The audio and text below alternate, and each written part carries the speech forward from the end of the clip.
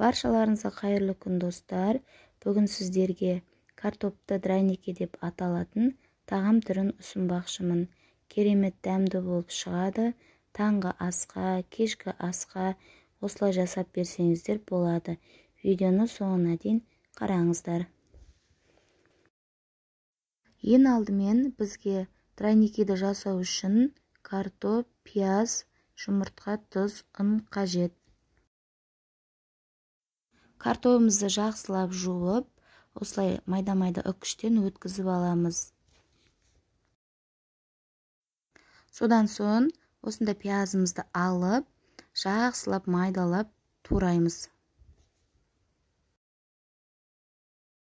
Енді осы картоп пен пияздың үстіне 2 дана жұмыртқамызды жарып саламыз.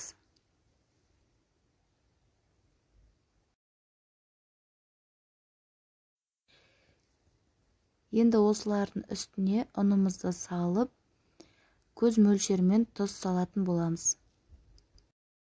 Яғни 1 шай қасық тұз саламыз. Енді барлығы бірігушін жақсылап араластырып, кішкене ғана қара бұрыш сеуіп, тағы да жақсылап араластырамыз.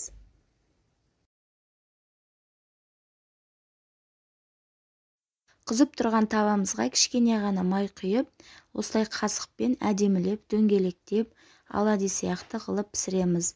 Біздің отымыз орташа от болып тұру керек. Қызарғанға шейін пісіреміз, 2 жағын міндетті түрде. Міндетті түрде қақпағын жауып пісіреміз.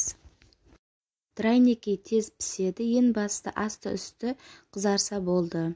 Мінекей достар, біздің асымыз дайын болды. Кешкі асқа, азанғы асқа осылай дайындап берсеңіздер болады. Барлықтарыңызға ас болсын.